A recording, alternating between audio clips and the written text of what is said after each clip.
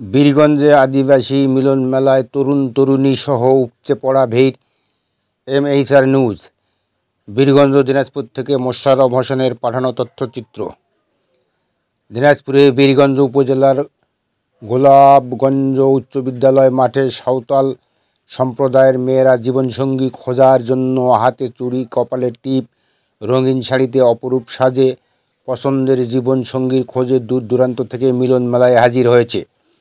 ক্ষুদ্র জাতিগোষ্ঠীর তরুণ তরুণীদের পাশাপাশি সনাতন ও ইসলাম ধর্মাবলম্বী অসংখ্য মানুষও ওই মেলায় উপস্থিত ছিল।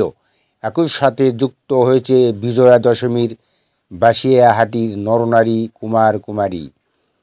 শুক্রবার 3 অক্টোবর বিকাল 5টা হতে নিজপাড়া ও মোহনপুর ইউনিয়ন পরিষদ এবং বীরগঞ্জ আদিবাসী সমাজ উন্নয়ন সমিতির আয়োজনে বিদ্যালয় মাঠে মিলন মেলা, নাচ গানের আসর ও আলোচনা সভা অনুষ্ঠিত হয়।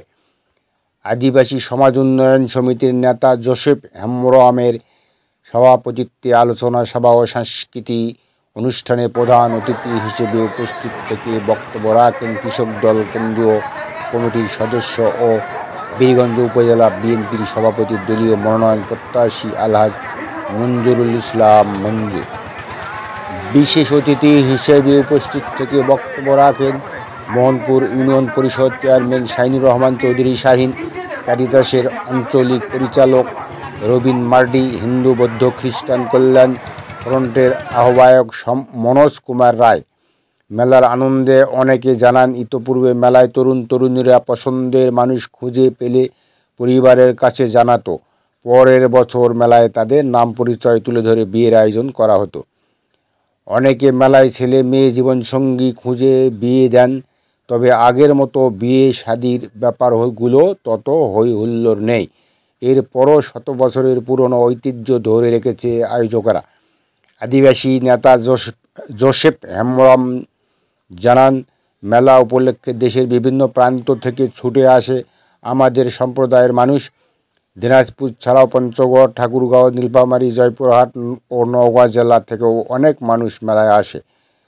বউ মেলাকে ঘিরে বিদ্যালয়ের মাঠে নানা পণ্যের পসরা নিয়ে বসেন বিক্রেতারা।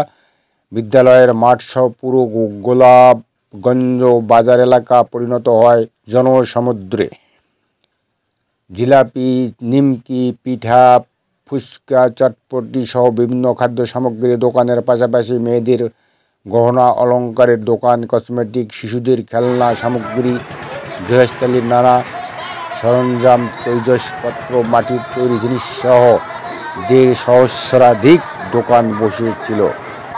মেলায় খুঁজে পাওয়া হরিপুরের চিন্তামণি হাজদা 19 ও মোহনপুরের স্বপ্না সরেন 25 নামে নতুন জুটি এবং তাদের অভিভাবকরা জানান, ছেলে মেয়ে একে অপরকে খুব পছন্দ করেছে, তাই আমাদের কোনো আপত্তি নাই, রীতিনীতি ও নিয়ম অনুযায়ী বিয়ে হবে।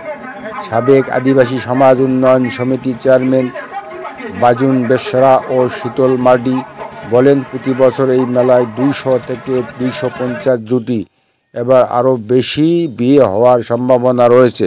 ঐতিহাসিক এই প্রথা যুগ যুগ হতে পালিত হচ্ছে মর্মে সকলে গর্বিত।